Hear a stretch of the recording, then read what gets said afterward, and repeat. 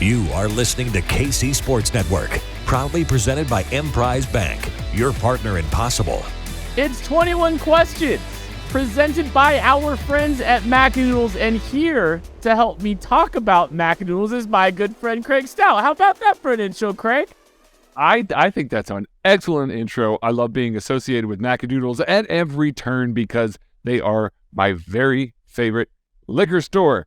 They have the best selection, the best prices, and elite customer service. You can walk in with anything that you like from a liquor, beer, wine perspective. Tell the people in there about it. They're going to turn around, recommend something that you are going to love. I guarantee it. And if you're in the Kansas City area, that means that you have a Macadoodles now in your area in Lee's Summit, Missouri. Also a new store in Jefferson City, Missouri, and all over Missouri, basically. They're everywhere. Just go there, enjoy yourself, just like we enjoy Macadoodles being a fantastic sponsor of this show. I like the emphasis on Lee's Summit. Summit, I feel Missouri. like the Kansas City and just kind of rolling at Lee Summit. You know, it's just kind of like the apostrophe S. You're not letting it be forgotten, Craig. I appreciate it. Can you tell that I'm not from the area? Is that what you're saying? No, I appreciated it. That's all. Thanks everyone that's asked questions. This is 21 questions, like we kind of said. These are the subscriber-only questions asked on the KCSN Discord. How do you get access to the KCSN Discord? Well, you subscribe to the KCSN Substack. And so you will get a link. You can come hang out with a really cool Chiefs community that's just kind of built this really fun, organic thing. And there's all kinds of conversations happening all the time. Oh, by the way, if you want access to the KCSN Discord, you can also purchase the KCSN Draft Guide right now. If you pre-order that, you will get the book when it releases, our 5th edition of the book, which is insane. It releases April 5th, but in the meantime, you'll get 3 months of the KCSN Substack, which also gives you access to that Discord and that really, really fun community. So here's the question. Discord this week, though. The Discord this week is doing the member mock preparation where we had 32 members basically decide that they were going to be general managers of teams in this NFL draft. We had way more than 32, so there's a lot of Brent Tillises going along. And, like there's a lot of stuff going on, a lot of tag team action happening on the GM front in the KCSN Discord. But our good pals, Maddie, that usually do the lab with us, and Christian Gumminger have kind of formulated this kind of game leading up to it that is predicting 40 times of combine players to help settle which teams you end up getting and who you get to pick and all that. It is so fun. It's just a blast. It really is a blast. So you're missing out if you're not in on that right now. I can't wait to follow along. I'm gonna catch a few strays. I think I got drafted last year, if I remember correctly. I think you did. I think you were a 7th round holder that got drafted in this by one of the teams, but yes. It is what it is. Let's get into these questions. Hobo Joe 93 asks, who is the best coach in the Andy Reid coaching tree? Obviously, besides Andy Reid. I mean, it's got to be Doug for me, Doug Peterson. I mean, he's got a Super Bowl ring to his name. He's kind of had success pretty much anywhere he's gone, and he's done it with maybe not the most abundant resources. That Eagles team that he won the Super Bowl with, he obviously won it with a backup quarterback. He started to turn around this Jacksonville Jaguars team that is still very young and learning and growing. He has been very good for every team basically that he's touched at this point. So Doug Peterson is the guy that if I had to look at that, I was like, hey, Andy Reid, recommend me a coach to be your head coach. I would think that he would be one of the guys to do that just because of the abundance of success that he's had so far. The other Super Bowl winner, John Harbaugh, also I think deserves plenty of credit too. He's had a ton of success there. I do appreciate Doug being able to do it multiple places though. I mean, he got the Jaguars to the playoffs. So I mean, I think that's a pretty. And they were fun. It was fun. And they're going to be a lot better next year. That is going to be a very good football team next season, I think. They're going to be one to deal with. They're getting Calvin Ridley in there. another draft, more free agency, more time for, Travon Walker. Like, woof, it'd be a fun team. Grayson Jaspers, how does the compensatory pick formula change your view of letting Orlando Brown Jr. walk and drafting his replacement? I'll be honest with you, it doesn't affect my opinion all that much. And I'm the compensatory pick nerd, but I think, yeah, you're like, yeah, can confirm. Yeah, he is. The thing about the compensatory formula is I love it. I love being able to recoup assets. I like being strategic and thoughtful about maybe trying to find some free agents that aren't going to count against the compensatory formula when they're released by their teams. And, maybe trying to catch a few compensatory picks. The Chiefs did this year. I think it's always going to be cyclical for the Chiefs. I don't think they're going to be as intentional as the Baltimore Ravens have been about doing that. And that's partially because I think there's going to be big contracts that they spend. So if you spend on a big contract from an APY perspective and you let Orlando Brown Jr. walk, you're probably not getting a third round pick. You're probably not getting a third round compensatory pick, which is the highest pick that you're going to be able to get in the first place. So I think at this point with the Chiefs well established in what they are, and we've been having a lot of conversations, about our offseason stuff this year, and I don't want to get cute with the left tackle position this year, considering Patrick Mahomes is the quarterback, and I really don't want to mess with his blind side. We can have a conversation about right tackle. I don't want to have that conversation about left tackle. Yeah. I just don't want to get cute. I just don't want to get cute with the position. No. And honestly, you run the risk of maybe not having a top 10 tackle, which Orlando Brown is. Whether or not you think highly of him or not, the league does. And I think that we just kind of get subjected to the day in, day out of Orlando Brown Jr. And because it is such a position where everybody just expects excellence, where they demand everybody to be perfect on every single rep, the ones that aren't perfect really, really stick out. And so that leads people to look at left tackles and be like, oh, that guy's bad. Let's try out that guy instead. Let's go get this free agent over here. I bet you he's just as good. When 9 times out of 10, they're not. They just aren't. So I'm sitting here looking at it going, Orlando Brown Jr., you got to keep him, especially since you're only getting a third for him next year. You can get way more than that for a trade for him this year if you wanted to. Would be curious to see a strategy where the Chiefs tag Orlando Brown Jr. and still draft a tackle early, though. I would listen to that. There's one tackle I'm paying a lot of attention to. It's February still, and the combine hasn't happened, so I'm not going to talk about him quite yet. We got to pace ourselves, Anton Harrison. There is a fun. He's fun. He's very good. I think he might have just turned 21 too. Anyways, Grayson did have a follow up to that. What is Orlando Brown Jr.'s tag and trade value, Craig? I think it's a high second or maybe a late first. I really do. I think the reason that Orlando Brown Jr. didn't go for the full first with the Chiefs basically being there, yes, they traded a first, but they got an early second round back. So they didn't go for a full first round pick for that. I think the reason that occurred was because Orlando Brown Jr. had one season at left tackle. He's now had 3, and he's made the Pro Bowl in all 3 of those seasons, and he's got a Super Bowl ring protecting one of the quarterbacks that arguably drops the deepest in the pocket of anybody that's out there. So, yeah, there's going to be a team that's going to look at that and say, hey, listen, we need left tackle help. He's a top 10 left tackle. We're going to trade a late first, early second, knowing that we're going to have to pay him a lot of money, which is why he's not worth more than that. But I think that's a scenario where you could get a pretty high pick that might fringe into day one. We had this exact conversation in our group DMs like 3 days ago.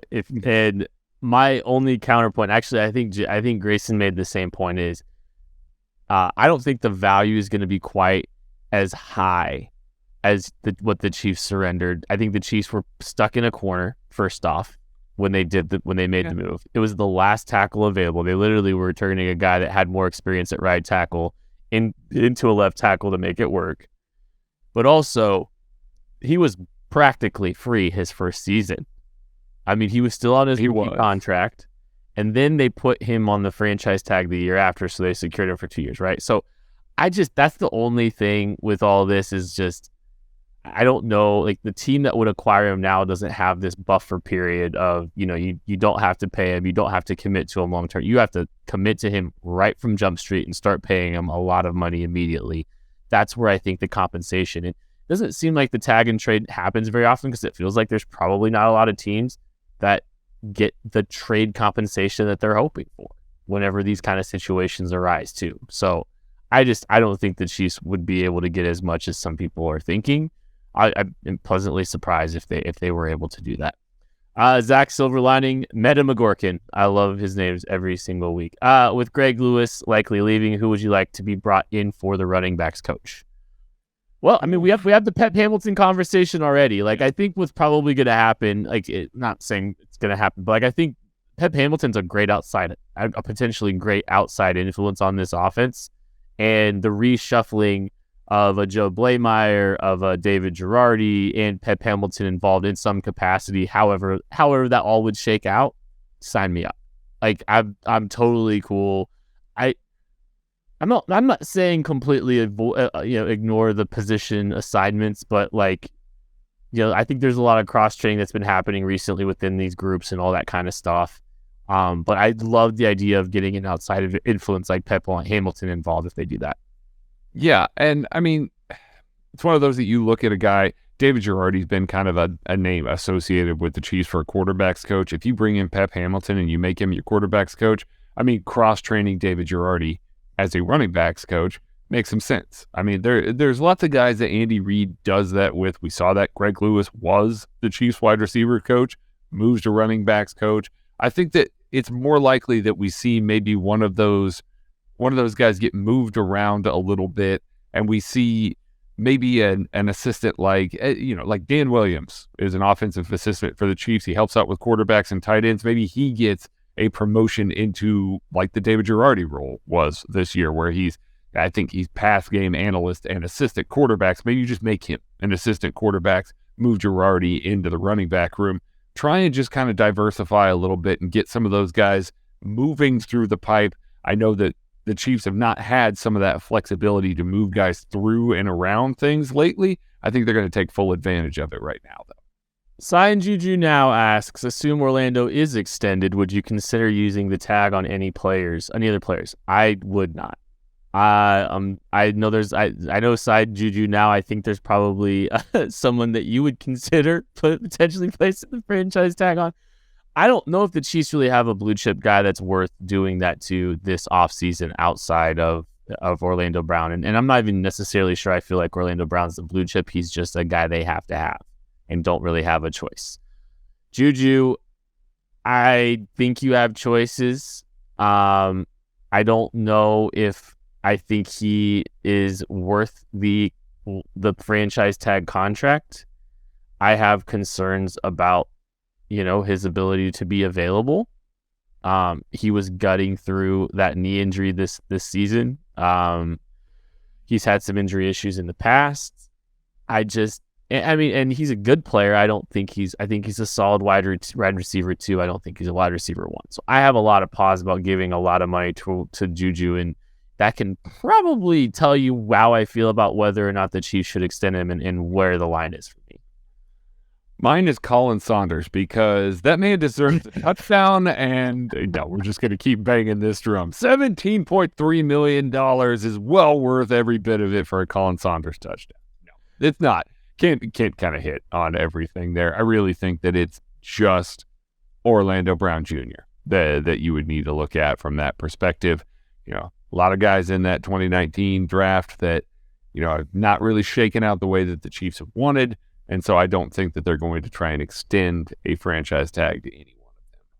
Mike Denny, what move could the Chiefs make to cause chaos in the AFC? Woo! Chaos in the AFC. Trading for Stephon Diggs. That would cause some serious chaos in the AFC. Do you think that the Bills would actually do it, though? Okay, maybe you don't trade for him. He gets cut. They move on from him for some reason, whatever the case it may be. They need to save some money because Josh Allen now is going to be making 17% of the cap. So they got to figure out a way to come up with some space. They decide they're done with Stephon Diggs constantly pining to be a Kansas City Chief and watching from afar. Stephon Diggs signs up for the Kansas City Chiefs, the true wide receiver one, and that would cause some serious chaos in the AFC if a guy of that caliber coming from that team ended up in Kansas City. I think I'd keep an eye on some of the interior defensive line. Like, what if they go sign Daron Payne? Like, what if Daron Payne comes free? Like, I think that would be a fun one that they, create some chaos in there. I think veteran wide receiver, like just vet wide receiver, period. Like a big splash at the vet wide receiver. There's some reports today about DeAndre Hopkins' potential availability. I think that would piss a lot of teams off, if I'm being honest. Like, it's definitely more of a short-term move if something like that happens, but like for the immediate future, like I don't think teams really want to deal with Travis Kelce and DeAndre Hopkins and Kadarius Toney. That's a terrifying group for defensive coordinators are trying to defend. I know, I know it's the running back position, but like, I think Bijan would be a little bit chaos. I think Bijan, like if Bijan Robinson is just there at 31, I think that's another thing that like we'd all be like, okay, it's a running back again. Okay, Brett. But then I think like the rest of the NFL will be like, ugh, oh no. Like they just got the best running back. How the rest of the NFL was like, ugh, oh no, the last time the Chiefs drafted a round one running back? Yeah, but then he turned out to be a small, bad athlete. And so, like, that can't stay healthy. So, man, that's it's just real. Bijan's a freak, man. Bijan's just an absolute freak. It's like getting young Saquon in here. Like, I think he's up there in that kind of tier as a runner. I don't know if he's as dynamic of a pass catcher. He's still capable, don't get me wrong. I feel like that would just drive a lot of teams insane. I think they'd be really mad. Isaac Hugh, what potential offseason move are you excited for? I'm excited to see how they reshape this defensive line. Joe Cullen did a great job getting the most out of this set of guys. There's definitely a lot of free agents, a lot of guys that they brought in to fill some spot gaps. It's clearly a position that they feel comfortable attacking in this year's either free agency or draft. Brett Veach does a good job of not leaving big holes in those positions, especially after the draft. So I'm very curious to see how they attack the defensive line, what sort of weapons they're going to give Joe Cullen to work with, because he did such a great job last year. They give him even more talent this year. Like, that would be incredible to see the kind of performance after a great year on that defensive line this year. This is going to sound like a cop-out answer, but I promise you it's not. I'm just kind of curious what positions they choose to allocate assets to. Like, it's just like, what are the big decisions that they decide to make? Is it like, we're going to try to get cute at left tackle, we're going to try to get cute at wide receiver? Where are they not going to spend money is almost where I'm kind of more curious about, and how that shapes the rest of this roster. Just because, there's big decisions that they got to make short and long term. Like, you heard James Palmer talk about the Orlando Brown situation. Like, is it just a tag? And are they actively going to go grab a tackle to develop and pull the Eric Fisher thing that they did a couple years, 10 years ago now? 10 years ago now.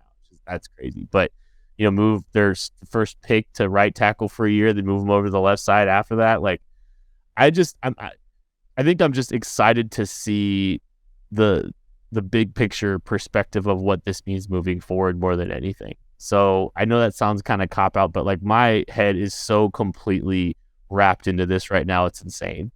And I just because I'm so in the weeds on every potential scenario, I'm more interested and excited about the 50,000 foot view of it than I am the granular decisions that they make. I want to see all of them together. I know that sounds ridiculous, but that's genuinely how I feel.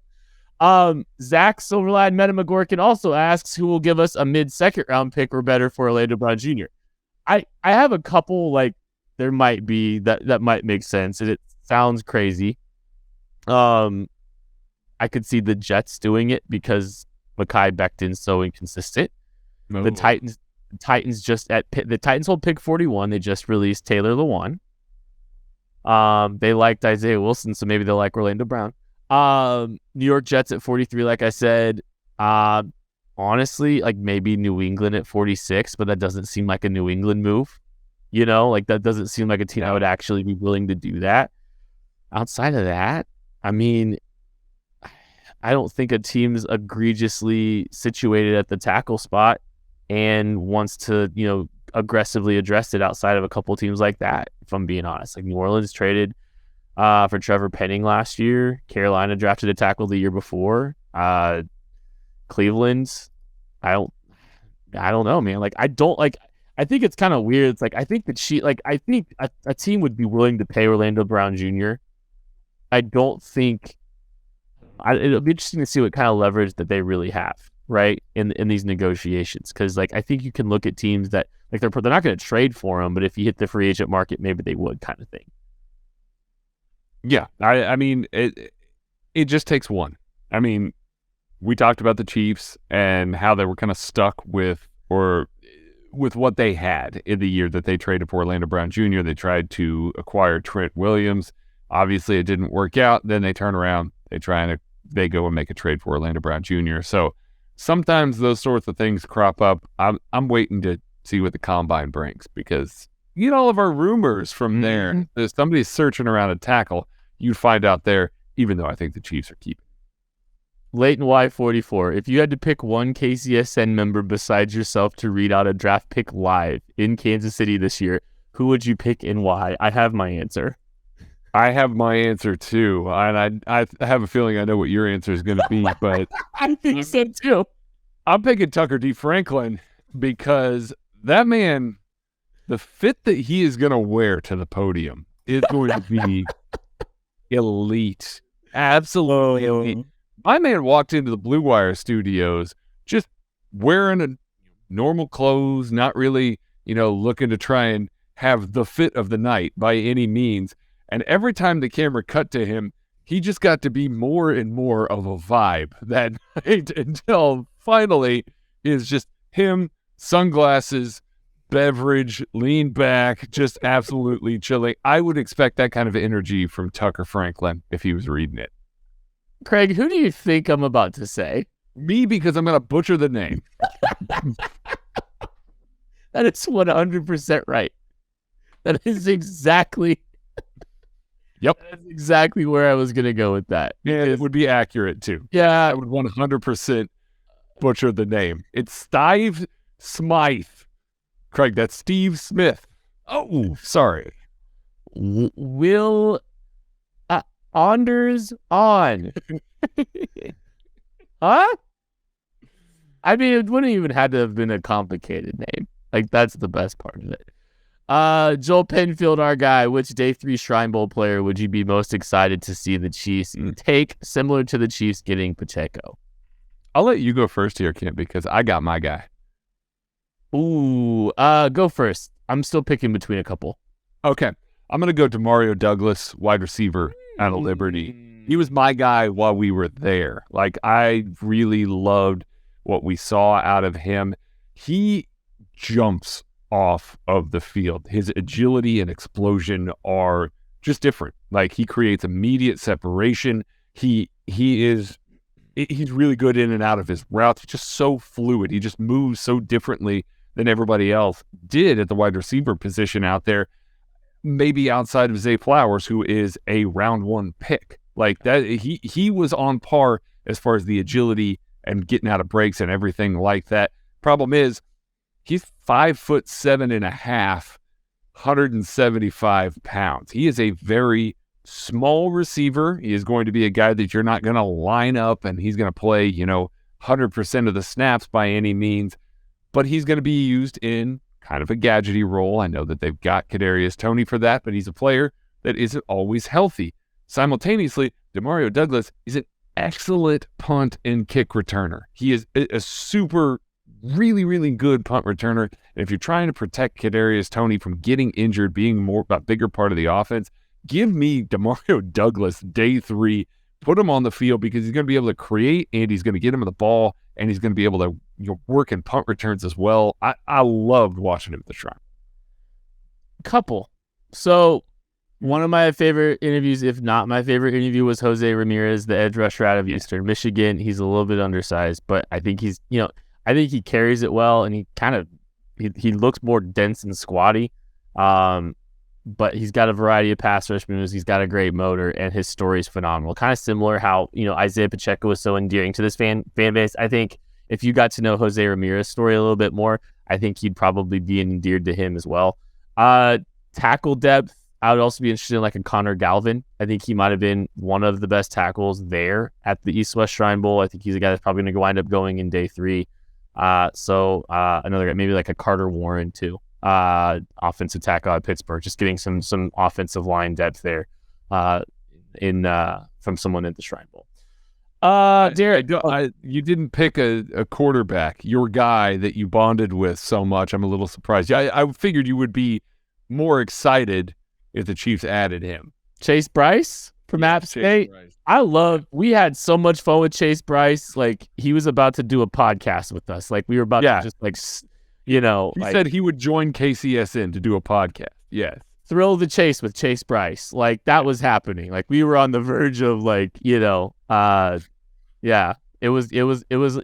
in the works. I said day 3 though, and I think Chase Bryce isn't sure he's getting drafted either. Chase Bryce said that he would be more than willing to help chart just so he could be in the room with Mahomes. So yeah. Congrats to our guy Chase Bryce on getting drafted to the USFL this week though. That is big time. Yeah, I think he was a first round pick too. So shout out our guy. He's got the best personality. He is so much fun. Derek asks, if the 2 most recent Super Bowl winning Chiefs teams were to play one another, who wins, 2019 or 2022? I know my answer. I'm going to say 2019. In 2019, the Chiefs had both of those tackles healthy, Eric Fisher, Mitchell Schwartz. That matters against this Chiefs defensive line. Tyrann Mathieu being on the back end of that Chiefs defense fixes a lot of stuff. And this Chiefs defense from this year, dealing with a guy like Tyreek Hill, and that would be absolutely terrifying. And Travis Kelce would be absolutely terrifying. I think that there's just enough game-breaking players. I think the overall quality of the roster is better in 2022, but I think the game-breaking players change it and tilt it in the favor of the Kansas City Chiefs for 2019. Are they playing on the 2019 field? Yes. Okay.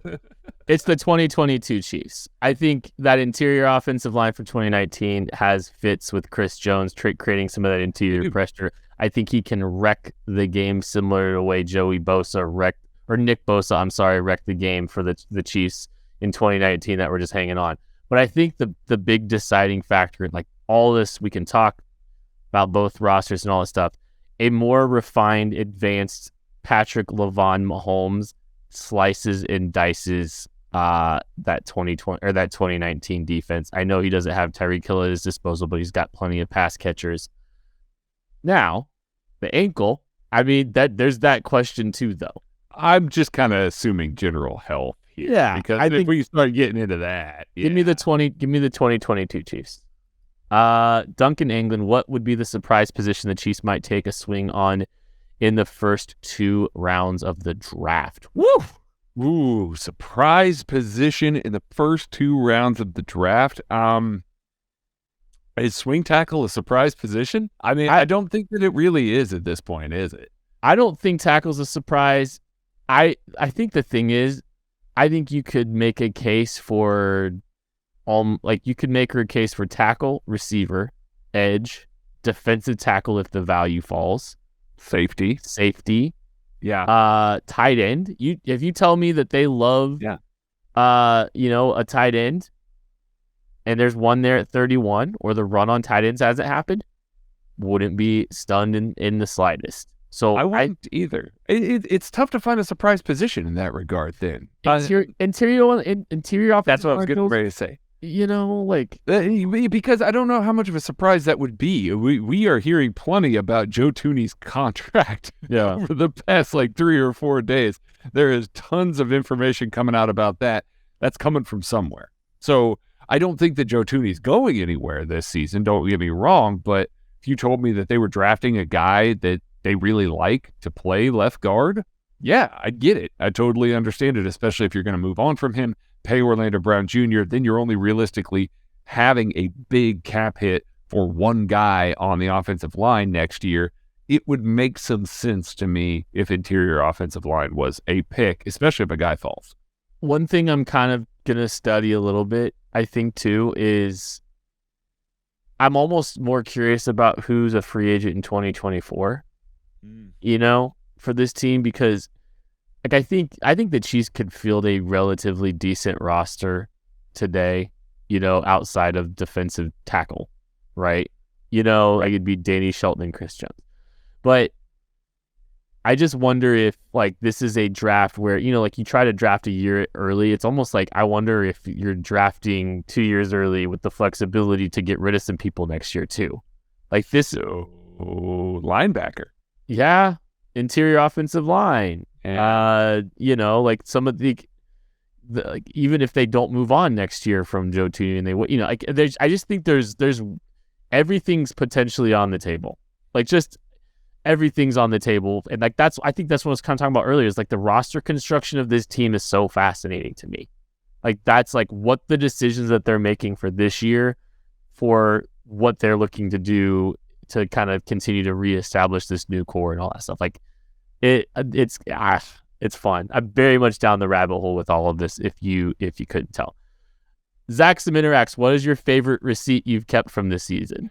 Craig doesn't have Twitter anymore, so what is your receipt? What's your mine's the one that I've said all along. The AFC screwed up by letting the Chiefs make the AFC Championship game, and then they let them win the damn Super Bowl. This team was not supposed to be here. This team was not supposed to be in this position. They have resolved all of this cap stuff. They've set themselves up very nicely to the future, and they got a ring.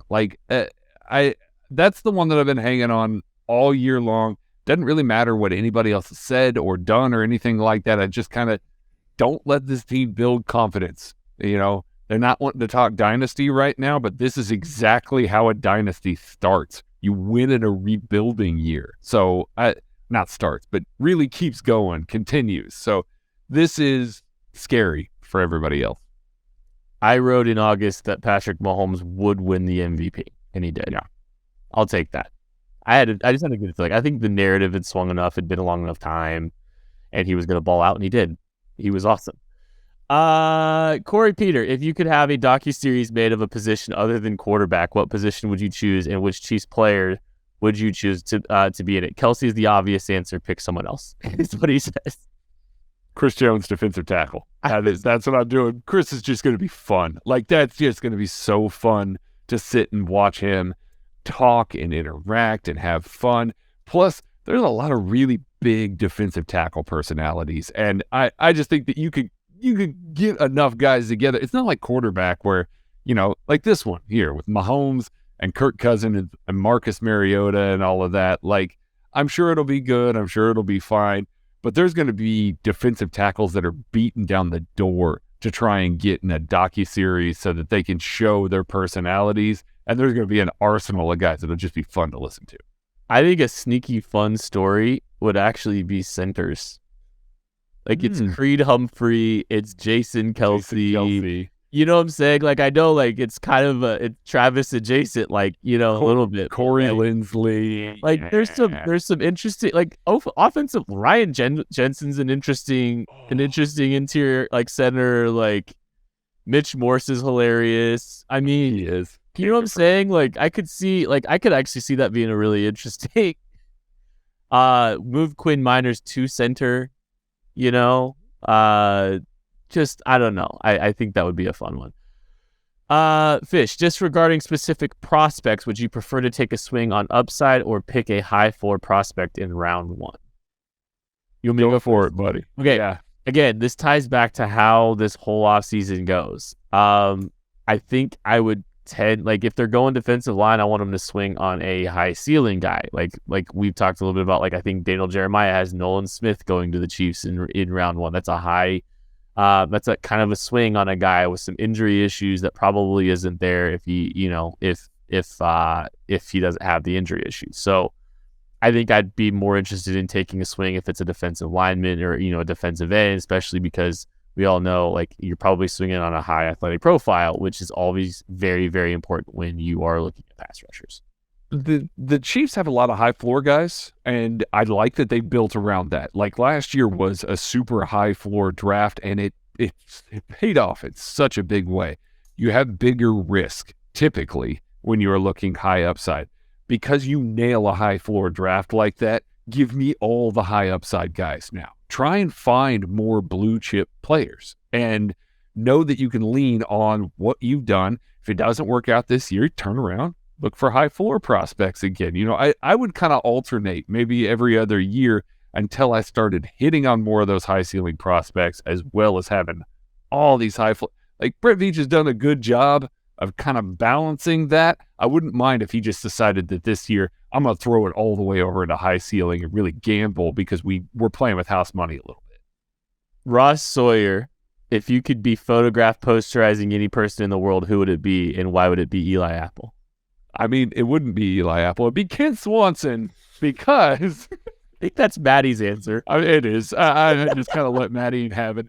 On a basketball court, literally posterizing me on a basketball court. Quite literally, yes. The answer is Joe Burrow. Hobo Joe 93. If each of the lab guys was making a Dungeons and Dragons character, what classes would each of you be? Multi-classing is an option. Okay, so here's the thing. We've done this before. We have. I can't believe we've actually done this before. Mm-hmm. I can't remember what I was. I think I was some kind of elf hybrid, wasn't I? You were an elf hybrid, yes. Yes, you was. I believe. What was my elf hybrid? An elf, a half elf rogue, if I remember correctly. That sounds right, because we were gonna play a game and we never did, but we got it to the goal line and all of that. Yeah, characters were created. I mean, realistically, Kent is an Aasimar bard. Totally, I know that. High charisma and wonderful singing voice. Maddie is an Echo Knight because it's mobile and agile and youthful and whatever he wants to do with all of that. Wait, is Batty? Is this Batty on the show? Is Batty? I think he might be on the show. I'm just playing into the stereotypes here, and then mine would be the basically, doesn't matter what character it is. It might be a bard, it might be whatever, it might be a warrior, but I'm basically going to specialize in potions and just make beer the entire time and sling a keg around on my back. So I don't really have a class that I need to do that with. Something with high what class lives the longest and has the oldest people? Is that yours? So I'm an elf with a high constitution. Okay, got it. Yes, you're a high constitution brewmaster elf. Potion making elf, I think. That's my opinion. Julian K. Karloftis-Stan, what former Chiefs player that hasn't been a guest on KCSN yet would you most want to be a guest on a KCSN podcast? Man, I know I don't want to say things because things might happen, but do you have one that jumps to mind? It's gonna sound like a flex, but it's not. I don't remember which ones have it. Well, we've had a lot of really good ones on, and so I'm trying to remember. Tyrann Mathieu would be fun. Tyrann Mathieu would be awesome. He would be absolutely awesome. Yeah. I think Tyrann would be like a lot of fun. He left a really nice message one time on the way out, which was really cool. And we were obviously big Tyrann guys when he was here, so I think it'd be fun to talk to him and all that good stuff. So I think Tyrann would be one. I don't know. You have one? I mean, Frank doesn't count because he's still on the team right now, but the moment Frank goes, he can be on podcasts. You can have him know. Are we technically we got a lot of unreceived. Are we trying to talk to Colin right now? Like, Colin's an unrestricted free agent right now. Listen, Colin, the door's wide open for Colin. Like, he can also come and do a podcast. I don't know that he'd ever want to do it, but I would love. See, I'm looking at this from the perspective of when I get to do things with DJ and Mike and breaking down film. Like, I don't necessarily want to sit around and ask fan questions of these players. It's cooler that, you know, we get to talk about defense, and I get to sit and listen to these guys ping pong things off of each other. So guys like Tamba, guys like Eric Bieniemy, people like that, Justin Houston, I would love to come and get that, because those guys speak so reverently of what they brought to the film room, what they brought to the defense, and the way that things were called. That would be a hell of a lot of fun just to be. I can just produce that episode. I don't even need to be on the damn thing. Like, I'll just sit in the background and listen to those guys just kind of talk about defense and talk about plays. That would be a hell of a lot of fun for me. All right, Hobo Joe asks, what is the first free agency move the Chiefs will make position-wise? And is it a big splash? Is this move a bigger splash than a cut they make before then? No, I don't think it'll be a bigger splash than a cut they make before that. I don't think that there's going to be any major surprise or splash cuts that they're going to make, so I don't think that it's going to be a big deal. I think that it'll be safety or defensive tackle, maybe, that we see this team make a move in free agency. I just kind of look at the free agent class, and I look at all the money the Chiefs have, and I wonder if there's a trade. I just wonder if there's going to be a trade in the works here, which wouldn't technically be a free agency move, but I think that, I don't know. Maybe I see a trade in the works rather than leaning fully on free agency for the big splash move this year. Positivitosti, which this question mixed with this name. Mm-hmm. Juju doesn't re-sign and MVS is cut. How are we feeling about the wide receiver room? Terrible. Terrible. I'm sorry. And this is not Justin Ross slander. I'm sorry. I don't feel good about it. I mean, you're looking at Sky Moore and you're looking at Kadarius Toney, and that's it. I mean, that's the group, because you're having to draft a wide receiver. You're hoping Justin Ross, and that's still a group that is very inexperienced, not particularly healthy. I feel terrible about it. Absolutely awful. They need a veteran receiver if they're not bringing back Juju and they're not doing anything, they're not cutting MVS either. Right. By the way, if they don't re-sign Juju and MVS is still here, I still feel terrible. Yeah, that's still a scary group. It is. You've got to make a significant investment. Maybe that's where the trade comes from. Maybe that's where you go with the first round pick. Maybe that's the move that occurs to try and rectify it. I think I would rather, in that situation, especially if you're moving on from Juju and MVS, it's got to be a vet. It has to be a vet, because you're not going to be getting a round one dude, and you didn't get any compensation if you cut MVS and just let Juju walk. You're not getting any assets to try and move up and try to take an elite receiver or something like that in the first round of the draft. So it has to, just absolutely has to be a trade for a veteran, or adding a veteran that's in free agency. And frankly, that veteran right now is Juju, so it doesn't really make a ton of sense to try and go to the well for that. So I think one of those two is definitely here. I think it's probably more likely MVS based on Juju contract estimates from what we're hearing. Well, the fact that MVS is under contract too. And he's under contract. Yeah, I know that they can get out of it. Yeah. I think that playoff performance made it happen for him. I think that's all they needed to show. So I do think that they add a guy. I don't think they let both of them walk. That's Craig Stout. I'm Kent Swanson, and this was 21 Questions. Thank you all so much for listening. Thank you all so much for subscribing. You still can if you hit the link below. We appreciate you. We'll catch you. Thanks for watching this production of KC Sports Network, the fastest growing sports media network in Kansas City. Check out these videos that feature our team of more than 15 former players, insiders, and analysts, bringing you the best Chiefs coverage you can find. Entertain, educate, inform. KC Sports Network.